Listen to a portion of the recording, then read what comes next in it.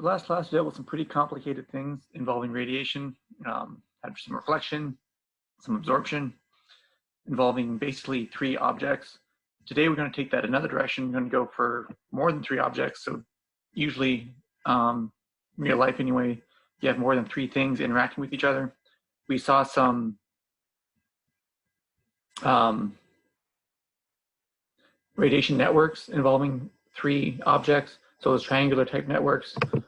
Obviously, if you want to have a 4 or 5 object network, it's going to be much more complicated.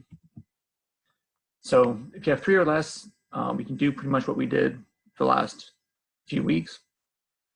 If you have 4 or more, it gets kind of complicated. For example, down here you can see a radiation network involving 4 objects. So 1, 2, 3, 4. You have your standard resistances to get off the surface of the object itself. So for this object, you need to get off my surface into the J's, and that has those standard 1 minus epsilon over epsilon A type resistances, and then all the interactions from the surfaces themselves. So from J1 to J2, I have those shape factor resistances 1 over A12, sorry, 1 over A times F12 or 1 over A2 F21, same thing.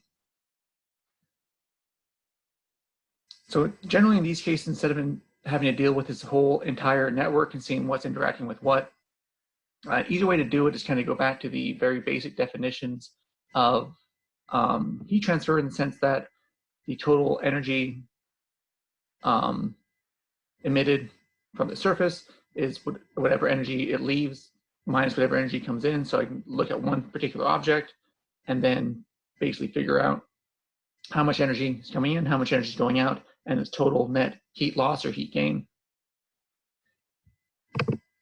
And so to do that, we kind of go back to the definitions of the irradiation and radiosity. So those are, again, how much radiation is hitting a surface and how much is leaving.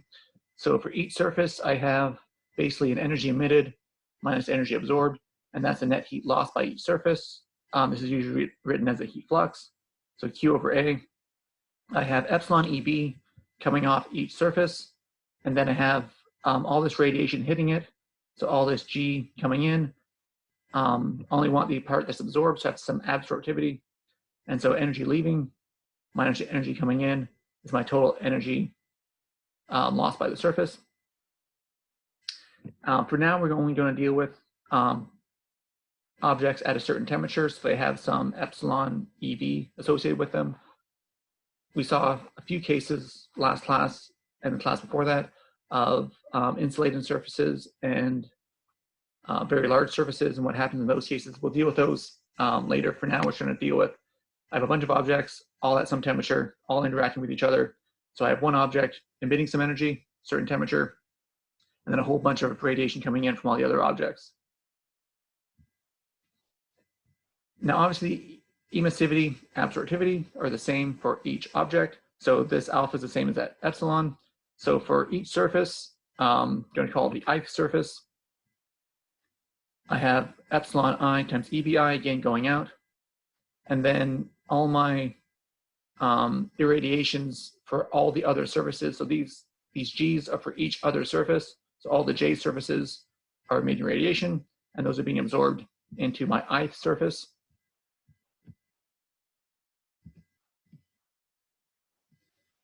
And then all my G's coming in basically come from all the J's from all the other surfaces. So all the G coming in from the Jth surface is the J coming off of the Jth surface times Fji. So however much J comes off that surface, and then actually comes into and hits the ith surface, gives me that total irradiation. I can also write that backwards. So instead of J, Fji, I can write Ai, Fij. So again, Aj, Fji is the same thing as Ai, Fij. I want that because on my left-hand side, I have an Ai over here. So I want everything in terms of the area for surface I. And so my equation I had from the last slide, epsilon I EBI minus sum of all my irradiations. You can write that in terms of Fij times J, my radiosities, so coming off each surface. Or I can write that total heat flux from surface I, Q over A, is j coming off the surface minus Fij times all the j's hitting the surface. So now what I have is basically in terms of all j's, and that's what I want, because if you remember, even when we dealt with those three object radiation networks, we set up equations for the j's. Our j's were unknown values. We had 3 equations for 3 unknowns generally. A lot of cases we dealt with only 2 equations and 2 unknowns. So in this case, we're going to have however many objects we have. We're going to have that many equations and that many unknowns. So this is just basically setting up those equations so we can solve it numerically later. So combining these 2 expressions we had before, so this guy here and this guy up here, we can get an equation for all my j's like I was saying before. So jj minus 1 minus epsilon I, sum of all my Fij jj's is epsilon I ebi. So basically what we have, linear equation on the left-hand side, I have some coefficients in front of my j's, and then I have some constant value on the right-hand side, essentially. So now I want to set that up and solve for my j's as a matrix equation. So this matrix A is all my coefficients in front of all my j's, so all this stuff in front of the j's. And then my c values is whatever is on the right-hand side. And then I have a vector of j's that I'm going to be solving for. And so all my coefficients, all these entries of matrix A will look something like this. So if I is equal to j, essentially if I'm looking at the ith value here in this equation, I have a 1 in front of this, but then I also have this factor of 1 minus epsilon I, Fii. So there is the possibility that the object sees itself. The best example of this is if this object is an outer cylinder and there's a cylinder inside of it. The outer cylinder, even when it's looking at the inner cylinder, because the inner cylinder is smaller, if it looks in a certain direction, it's going to see itself. And so there's a case where this could possibly be seeing itself. And so I want to include this Fii term in here. If the object doesn't see itself, it's just a big flat plate, then it's just a 1 that shows up. That is basically this 1 from out here. And then all the other j's, so if I is not equal to j, basically this is just my coefficient up front, negative 1 minus epsilon I times Fij, just like I have down there. So that's all my entries for my matrix. And then all my constant values, all my c's, are just the epsilons times EB. So basically epsilon times sigma times t to the 4th power for every single surface. So I can set up, as I said, 1 equation for each surface. So the ith surface has an equation that looks like this. I do that for every single surface I have, and I end up with a matrix equation that is, if I have 10 objects, I have a 10 by 10 matrix, 10 unknowns, j's, 10 values on the right-hand side for the 10 different temperatures of each object, solve for the j's, and that's relatively simple to do, especially in MATLAB, just using matrix conversion. We also saw that for the conduction problems. The brute force method was essentially a matrix conversion method. So I said this matrix inversion can be done using many different ways. We saw, again, the brute force and the Gauss-Seidel dealing with the conduction problems. In general here, if you remember the conduction problems that we had something like 200 nodes, so 200 by 200 matrix. That's not going to be the case here unless you have 200 objects interacting with each other. Generally here you're going to have something like 4 to 10 objects interacting with each other. So a 10 by 10 matrix is fairly simple, fairly quick to do. So brute force method is going to suffice for this case. Don't need to do anything else. Then once I do that matrix inversion, I get all my values for my j's. I can find the heat transfer from each surface. So for example, this ith surface, Qi over Ai is epsilon over 1 minus epsilon, EBI minus j. Again, those are similar to equations we saw in the last couple of weeks when dealing with smaller radiation networks. There was an example where we had, again, a 3 radiation network, wanted to know the heat transfer from some of them. And so we had to find all the j's. And once you had the j's, basically had the same equation to find the value for Q.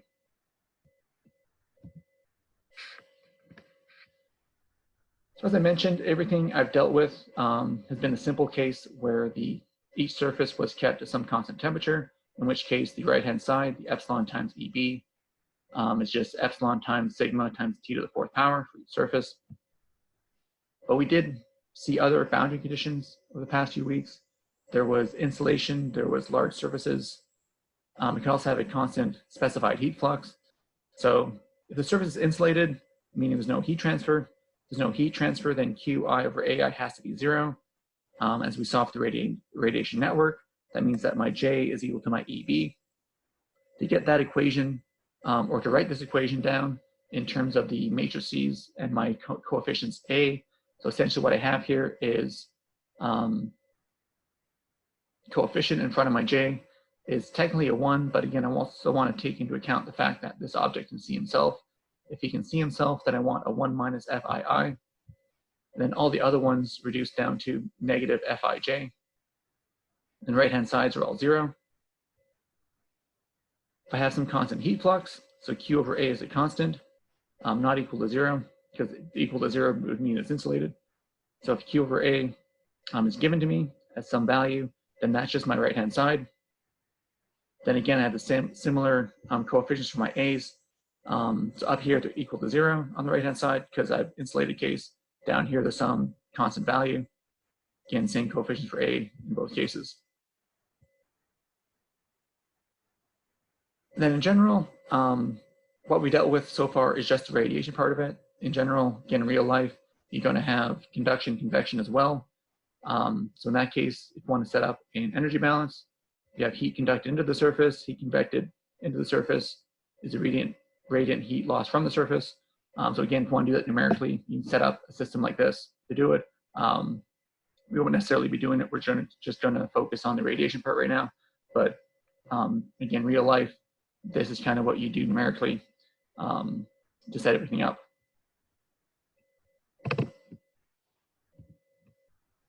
So it's a nice little summary of what to do, how to set up these radiation network problems for the numerical cases. Of course, you want to figure out all the epsilons, so hopefully you're either given those or you can look those up for whatever material it is. So a lot of times, given that this object's made out of some material, and just like you did for the convection problems in the back of the book, tables tell you different epsilons for different materials. That's if you're not given them. Fij values, again, based on geometry, what the situation is looking like, whether the cylinders or plates and how far away from each other, parallel discs, adjacent walls, whatever it is. Evaluate all those view factors, Fijs. Anything that's at a constant temperature, you can evaluate EB, sigma t times t to the 4th. And once you have all those numbers, we can actually write down some nodal equations. So each J surface is going to have some equation, whether it has a specified temperature. The equation is going to look something like this. So then I have my, how to find my A values for my matrix, C values on the right-hand side. Similarly, if there's a surface in radiant balance, so this is the case where it's insulated, or it's also the case where if you have a very large object, like we saw a couple of classes ago, a very large object is similar to having insulated, where J equals E in the radiation network. So the same equation if it's a very large surface. Again, right-hand side here is 0, so all your C values are 0. A's either 1 minus FII if it's the I surface, or Fij if it's the J surface. Then if you have a constant heat flux, right-hand side is that constant heat flux, and then same values for the A's that we saw previously for the insulated case. So basically that's how you set up your matrix. So set up your matrix A using all these coefficients, set up your vector C on the right-hand side using the right-hand sides, then just matrix conversion. So take this vector C divided by this matrix A, and that should give you the values of the J's. And then if you want to know any sort of heat flux, now that you know your J's, you can plug it in, whether it's a gray surface or a black surface, so a black body or non-black body.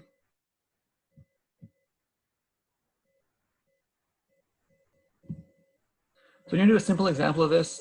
This actually only involves 3 objects, but it's going to set up the same way as if it had 4 or 5 or 6, whatever it is.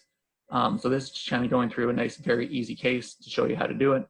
Of course, this way we could do the old way if we wanted to. So here we have 2 parallel discs, these 2 green guys here. So disc number 1 on the left, disc number 2 on the right. They're 50 centimeters in diameter, separation by distance of 10 centimeters. Have an electric heater on the right-hand side, supplying a constant heat flux of 10 kilowatts per square meter to that guy on the right. This disk on the left is maintained at 350 degrees Celsius, sorry, 350 degrees Kelvin. I have an insulated surface between the two, so 3 is an insulated surface. Disk number 1 and disk number 2 both have an emissivity of 0.6.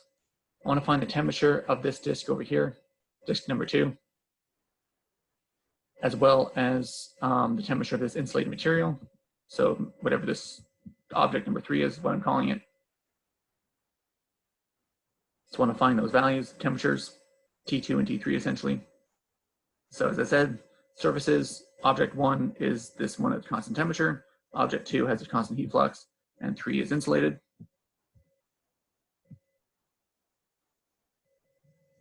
So in the summary, first thing you want to do is establish the emissivity and shape factors, or view factors. Emissivity 1 and 2 were 0.6. And then in terms of the two disks, F1, 2, I'm dealing with two disks separated by a certain distance. So shape factor wise, that is equation in table 13.2 or figure 13.5, the two disks.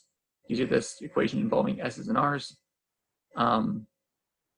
Based on this geometry, those diameters and separation distances, find that F1, 2 0.65, and that's the same as F2, so just same object, same area, so perfectly symmetric and have the same values. Now, if object 1 looking at object 2 sees it 65% of the time, the only other thing you can possibly see is object number 3. So because of that, F13 is 0.35, 1 minus 0.65 essentially, and again, same thing for F23. 1 minus 0.65 gives me 0.35.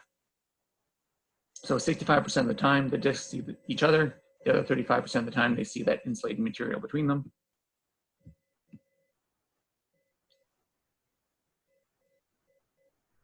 To be specific here, the insulated material is kind of a thin shell. So the insulated material is just, it's not actually inside of this. It's just the edge part of it. So that's why the 35% is when it sees the edge. The 65% is when it comes straight across and sees over here. So it's not like it just goes into this and it's insulated.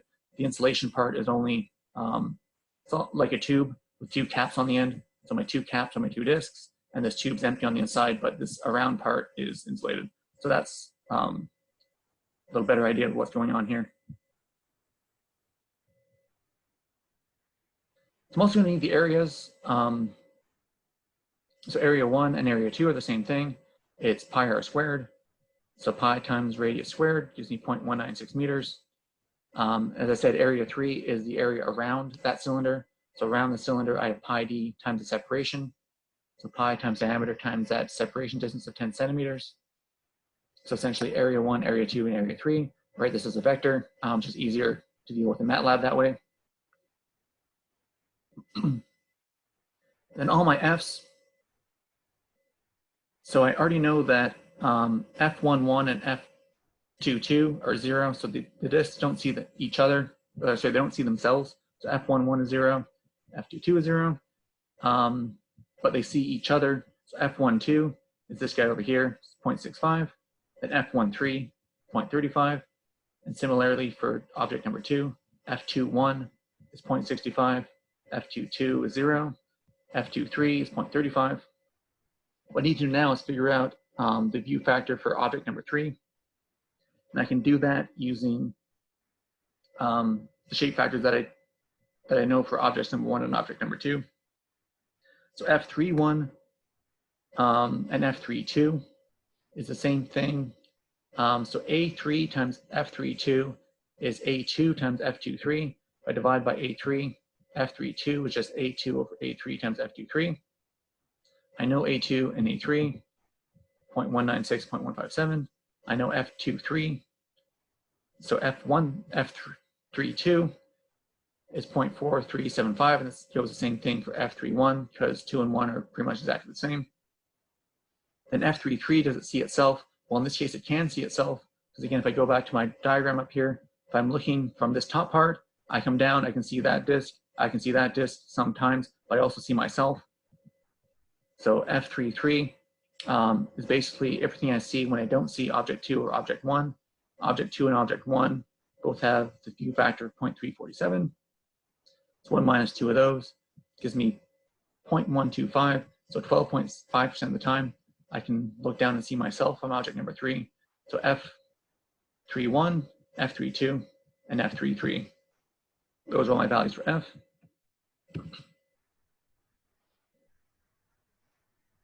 Other thing I want to do is find all my values of EB, so anything at a constant temperature. Basically want to find my right-hand sides now for my matrix equation. So EB1 is sigma times T1 to the 4th power. So sigma 5.67 times 10 to the negative 8 watts per meter squared Kelvin to the 4th power times this temperature of 350 kelvins gives me 851 watts per square meter. That's EB1. And then the other right-hand sides, I'm going to need to know constant heat flux for object number 2 is just 10,000, 10 kilowatts per square meter.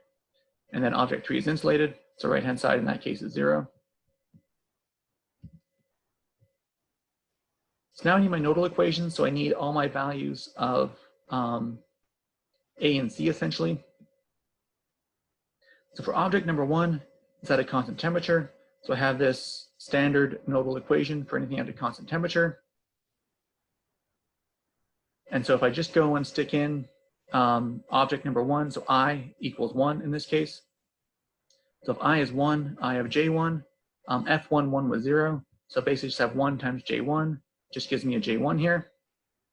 And then on this side over here, I want this sum where J is not equal to I. So I'm going to get 2 terms out of this.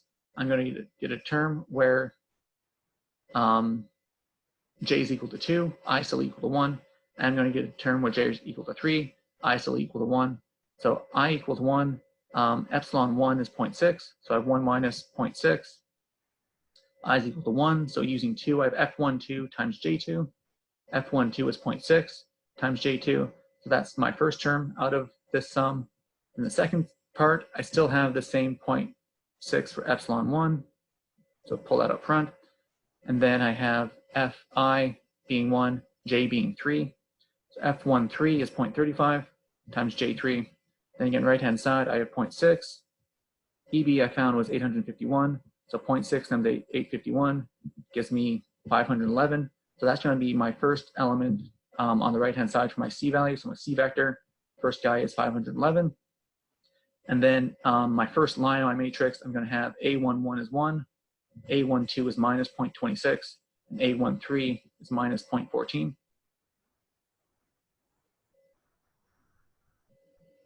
Similarly for surface 2, I have a constant heat flux. So this is my equation for constant heat flux. Similarly, Fii is 0, so I just have 1 times J2. Remember, I now is equal to 2 for surface 2. Again, now J is not equal to I, so I need one term where J is equal to 1 and I still equal to 2. So F21 times J1. F21, if you remember from my previous, a couple slides ago, all my values for F. F21 was 0.65. F23 was 0.35. So there's my left-hand side. Right-hand side, constant heat flux of 10,000. So again, writing this in the standard format, J1, J2, J3. So J1 is minus 0.65 as my coefficient. So that's my next line of my matrix for my A's. A21 minus 0.65. A22 is 1. A23 is minus 0.35. And next entry in the right-hand side, C2 will be 10,000. And finally, the last one, surface 3. So now J is equal to 3. In radiant balance, it's insulated. So I get similar equations before, but right-hand side is 0. So J equals to 3. F33 is now not 0. So I have 1 minus this 0.125 F33 value times J3. Then again, this sum, so I need J to equal both 1 and 2. When J is equal to 1, I have F13 times J1. F13 is 0.4375.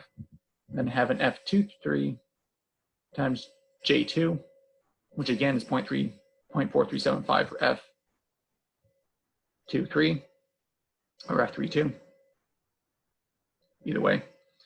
So there's, again, rearrange this so that J1's first, J2 is second, J3 is third.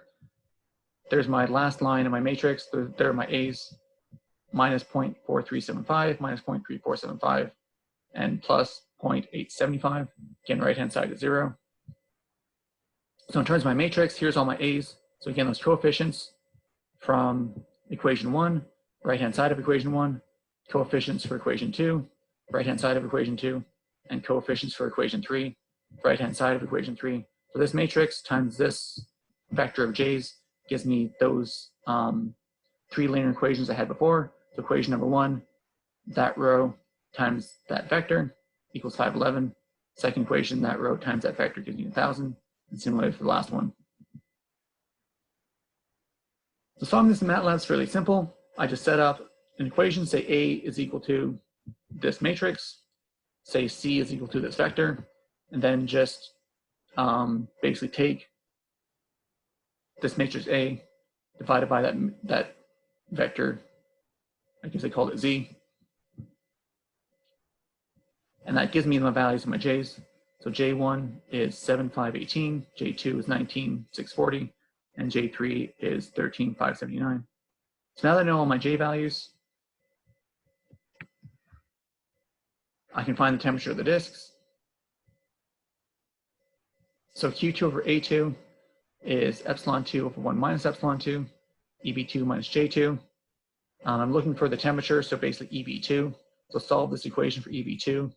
I get J2 plus Q2 over A2 times 1 minus epsilon 2 over epsilon 2. And then I just take all the values that I found. So J2 was 19,640. Q2 over A2 was 10,000. Then epsilon 2 was 0.6. So that gives me a total of 26,307. And I know that's equal to sigma times T2 to the 4th power. So solve that for T2. 4th root of that number over sigma.